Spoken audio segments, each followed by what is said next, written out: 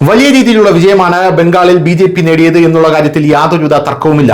ആരായിരിക്കും ബംഗാളിൽ ബി മുഖ്യമന്ത്രി സ്ഥാനാർത്ഥി എന്ന് നമ്മൾ ഇതുവരെ മനസ്സിലാക്കിയിട്ടില്ല, അല്ലെങ്കിൽ അത് പ്രഖ്യാപിച്ചിട്ടില്ല. പക്ഷേ സുവേന്ദു അധികാരിയാണ് അവിടെ മുഖ്യമന്ത്രിയായി വരിക എന്നുള്ളത് പല ആൾക്കാരും പറയുന്ന കാര്യമാണ്. പക്ഷേ അങ്ങനെ ഒരു സാഹചര്യത്തിലും വനിതാ മുഖ്യമന്ത്രിമാരെ അവതരിപ്പിക്കാനും ബി വലിയ ശ്രമം നടത്തുന്നുണ്ട് എന്നുള്ളതും പുറത്തു വരുന്ന റിപ്പോർട്ടുകളാണ്. എന്തായിരുന്നാലും ഇപ്പോൾ മറ്റൊരു വ്യത്യസ്തമായ വാർത്തയാണ് ബംഗാളിൽ നിന്ന് പുറത്തു വരുന്നത്. അധികാരമേൽക്കുന്നതിന് തൊട്ടു മുൻപ് ബംഗാളിൽ കൊല്ലപ്പെട്ട സകല ഹിന്ദുക്കൾക്കും വേണ്ടി അവരുടെ പാദങ്ങളിൽ പ്രണാമം അർപ്പിച്ചുകൊണ്ട് വലിയൊരു റാലി ബംഗാളിൽ ഒരുങ്ങുന്നു എന്നുള്ള റിപ്പോർട്ടുകളാണ് നമുക്കിപ്പോൾ ലഭിക്കുന്നത്.